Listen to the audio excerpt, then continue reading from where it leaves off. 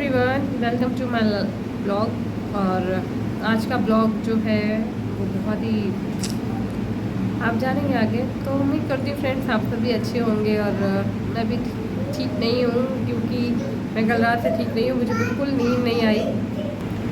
मैंने कल एक न्यूज़ देखी इंस्टाग्राम पे, न्यूज़ कह लीजिए या रील कह लीजिए, उसके बाद मेरी नींद उड़ गई, पूरी तरीके से उड़ गई नींद। मैं सच बताऊँ, मैं रात में 3 बजे सोई हूँ और मेरे अंदर इतना गुस्सा था ना, मेरा मन कर रहा था लाइव करके तुरंत अपनी भड़ास निकालूं। लेकिन हमारे देश में तो बोलने की भी आज़ादी नहीं है कि कई बार बोलने से पहले भी सोचना पड़ता है, क्योंकि डर लगता है कि कहीं मेरे ऐसे शब्द कुछ ना हो जो कुछ लोगों को बुरे लग जाए और उस पर फिर हमें ही कह लीजिए हमें बोलने की भी आज़ादी नहीं है इस देश में। हम जी भर के बोल भी नहीं सकते हैं किसी टॉपिक पे, क्योंकि कई बार होता है हमारे बोले हुए शब्द कुछ लोगों को इतने बुरे लगते हैं कि कई सी चीज़ें ऐसी होती हैं, तो इसलिए देखना पड़ता है, सोचना पड़ता है बोलने से पहले भी। अब हाल ही में हम लोगों ने 78 इंडिपेंडेंस डे मनाया, लेकिन मुझे नहीं लगता हमारा देश आज भी आज़ाद हुआ है। बल्कि क्या ही बताऊँ, पता नहीं किस बात का इंडिपेंडेंस डे मनाया जाता है, सिर्फ अंग्रेज़ों से आज़ादी का। आज मैं जो बात कर रही हूँ जिस केस के बारे में, उस केस में, वैसे मेरा ब्लॉगिंग चैनल है, आप सब जानते हो, बट ये वीडियो बनाने के लिए ना मैं मजबूर हो गई। मतलब मेरा मन कर रहा था मैं डायरेक्ट जाऊँ, पीएम मोदी से मिलूँ और उनसे रिक्वेस्ट करूँ। तो मैंने ये वीडियो सिर्फ इसलिए बनाया ताकि मेरा ये वीडियो इस देश के जो कानून बनाते हैं उन तक ये वीडियो जाए और वो एक नया कानून लेके आए जिससे सभी को न्याय मिले। बस इसीलिए मैं ये वीडियो बना रही हूँ। तो आप लोग प्लीज़ इस वीडियो को ज़्यादा से ज़्यादा शेयर कीजिएगा ताकि ये वीडियो वहाँ तक पहुँच सके जिस वजह से मैं बना रही हूँ, जिस रीज़न से। तो चलिए स्टार्ट करती हूँ, बताती हूँ मैं आपको किस केस के बारे में मैं बात कर रही हूँ। बहुत लोग जानते होंगे, बहुत लोग नहीं भी जानते होंगे। इस समय मौमिता देवनाथ करके एक बंगाली डॉक्टर हैं जो कि इंटर्नशिप कर रही थी एक बंगाल के हॉस्पिटल में, और उनकी 8 अगस्त को उनके साथ एक्चुअली रेप किया गया।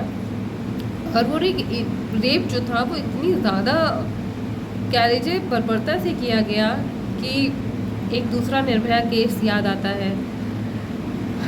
तो उसी के बारे में मैं आपको आज कुछ डिटेल्स बताना चाह रही हूँ, इसलिए ताकि आपको भी जानकारी होनी चाहिए, तभी शायद आपको लगे कि ये वीडियो शेयर करनी चाहिए। इसलिए मैं ये केस पूरा डिटेल से आपको बताने जा रही हूँ। तो एक डॉक्टर थी 31 ईयर की, जो कि जिनका नाम है मौमिता देवनाथ, कोलकाता के एक हॉस्पिटल में इंटर्नशिप कर रही थी। मेरे शब्द इसीलिए लड़खड़ा रहे हैं ना, क्योंकि मैं क्या बताऊँ। तो इंटर्नशिप कर रही थी, तो काफ़ी लंबी होती है, डॉक्टर्स की नाइट ड्यूटी भी लगती है, क्योंकि डॉक्टर्स को तो नाइट में भी नहीं छुट्टी होती है, लेडीज़ डॉक्टर हो चाहे जो भी हो। तो उनकी भी ड्यूटी लगी हुई थी, कुछ दिनों से रात की ड्यूटी लगी थी, 36 आवर्स की नाइट ड्यूटी या कंटिन्यू ड्यूटी कह लीजिए करने के बाद वो बहुत थकी थी। तो वो जो हॉस्पिटल का सेमिनार रूम था वो वहाँ थोड़ी देर के लिए चली गई आराम करने के लिए। तभी वहाँ पे कुछ टाइम बाद एक शराबी आदमी आया सुबह 4 बजे, और उसने बहुत ज़्यादा ड्रिंक की हुई थी, जिसका नाम विकास बताया जा रहा है। उसने बहुत ज़्यादा ही शराब पी हुई थी, और शराब के नशे में उसने देखा कि एक डॉक्टर अकेली लेटी हुई है, सो रही है। तो उसने सोचा वो सो रही है, तो उसने उनके साथ दुष्कर्म करने की कोशिश की, लेकिन वो डॉक्टर जाग गई नींद से और अपने को बचाने की कोशिश करने लगी। जब वो डॉक्टर जाग गई और बचाव करने लगी, तो वो जो शराबी था, जो अपराधी था, रेपिस्ट था, उसने उनको कंट्रोल करने के लिए उनकी आँख पे जो चश्मा लगा हुआ था, उसने उस आँखों के चश्मे पे ही मुक्के मारने शुरू कर दिए, जिसकी वजह से उस चश्मे के जो शीशे थे वो टूट के डॉक्टर की आंखों में चले गए, और जिसकी वजह से उनकी आंखों से बहुत ज़्यादा ब्लड निकलने लगा और उन्हें दिखाई देना बंद हो गया। फिर भी वो डॉक्टर अपने आप को बचाने के लिए हाथ पैर मारती रही, जिसकी वजह से उसके हाथ के नाखून जो थे वो टूट गए, हाथ के नाखूनों से खून आने लगा। उस पर भी वो हारी नहीं, उसने अपने आप को बचाने की पूरी कोशिश की, लेकिन जो शराबी था वो उन पर हावी हो गया और उसने उनका मुंह दबा दिया ताकि वो शोर ना कर सके। और मुंह दबाते हुए कब उनका डॉक्टर का गला दब गया और वो बेहोश हो गई थोड़ी देर के लिए। जब वो बेहोश हो गई तो उसके बाद उस रेपिस्ट ने उनके साथ रेप किया, और रेप करने के बाद मैं आपको क्या बताऊं कि उसने इस बर्बरता से रेप किया और उनके पैरों को इतना ज़्यादा स्ट्रेच किया जिसकी वजह से उनकी कमर की हड्डी टूट गई, और वो उस समय भी जिंदा थी। मतलब वो उस दर्द से नहीं मरी। लेकिन फिर जब जो रेपिस्ट था उसने उनका दोबारा गला दबाया, जिसकी वजह से उनकी गले की हड्डी टूट गई, और उनके गले की हड्डी टूटने की वजह से वो उनकी मौत हो गई। मतलब उनकी जो मौत हुई है वो उसका रीज़न जो पोस्टमार्टम रिपोर्ट में बताया जा रहा है, वो बताया जा रहा है कि गले की हड्डी टूटने की वजह से उनकी मौत हुई है। और उनके चेहरे पे बहुत ही ज़्यादा चोट के निशान थे, और आंखों से खून बह रहा था, मुंह में खून भरा हुआ था, प्राइवेट पार्ट से लगातार ब्लड बह रहा था, जो कि मैंने आपको बताया स्ट्रेच करने की वजह से कमर की हड्डी तक टूट गई थी। मतलब इतनी बर्बरता से उनके साथ रेप किया गया। सिर्फ 31 ईयर्स की एक डॉक्टर थी। जो डॉक्टर्स दूसरों की लाइफ बचाने के लिए खुद डॉक्टर बनते हैं, जो डॉक्टर दूसरों की लाइफ बचाते हैं, वो खुद को सेफ नहीं कर पाई, वो खुद को नहीं बचा पाई। उसको बचाने के लिए वहाँ कोई नहीं था। रेप करने के बाद जब उसने डॉक्टर को मार दिया, वो जान गया कि मर गई है, तो फिर वो वहाँ से 4:37 पे चला गया। मतलब कुल 40 मिनट में उसने ये सारे कांड किए। उसके बाद जब सुबह में सब डॉक्टर्स ड्यूटी लगी, जब डॉक्टर्स की रिपीट होती है ड्यूटी, मॉर्निंग ड्यूटी, तब वहाँ पे देखा गया तो डॉक्टर की लाश मिली। और फिर पुलिस ने जब वहाँ का CCTV कैमरा चेक किया तो वहाँ पे क्या था, वहाँ पे एक ब्लूटूथ मिला था। ब्लूटूथ की वजह से उन्होंने सबके फ़ोन से ब्लूटूथ कनेक्ट किया, और जो ब्लूटूथ था वो एक विकास नाम के आदमी से कनेक्ट हुआ। इस बेस पे विकास को अरेस्ट किया गया है। अब उसके साथ कितने लोगों ने रेप किया, गैंग रेप था या सिर्फ रेप था, मतलब रेप हो या गैंग रेप हो, तकलीफ तो वही होती है। मुझे समझ नहीं आता इस देश का कानून क्या कर रहा है।